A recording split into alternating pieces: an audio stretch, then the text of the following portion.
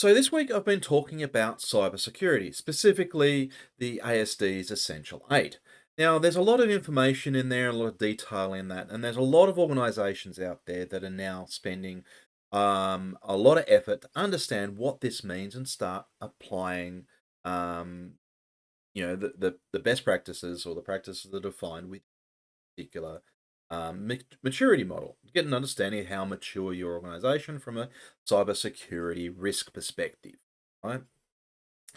Now, one thing that I have seen with a variety of different conversations I've been having recently is that many people are jumping in from having very little understanding around what cybersecurity means or very little appreciation around that, and then just diving into the far deep end of implementations around how we actually need to secure our organizations. And this is great, except what it's doing is it's creating a lot of confusion and a lot of complexity for organizations that don't need that level of maturity, right? So fixated on providing the best of the best in terms of security that we forget about usability. We forget about the people who need to use these systems and then scaling these security and risk profiles to meet the size and industry that your organization is operating in. Right? What are your real risks?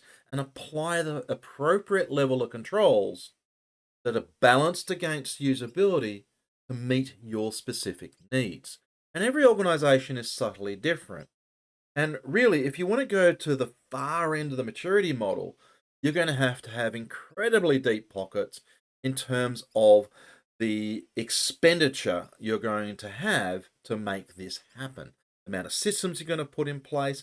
And it is very easy to get caught up with the this whole theater, if you like, with all the various vendors that are out there that are really targeting the higher end of town. And I'm talking about big business and enterprise customers that require significant investment to realize.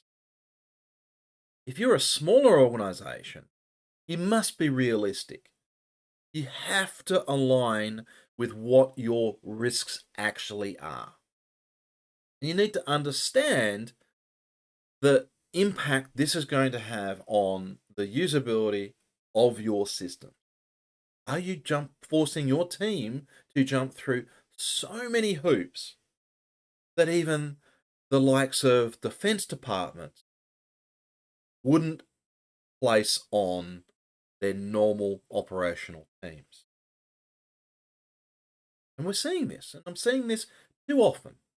And look, if you are a defense contractor, by all means, and you have these requirements to go down this path, put these controls in. But if you're a typical organization operating in most industries here in Australia, then you're not going to need to go to that level.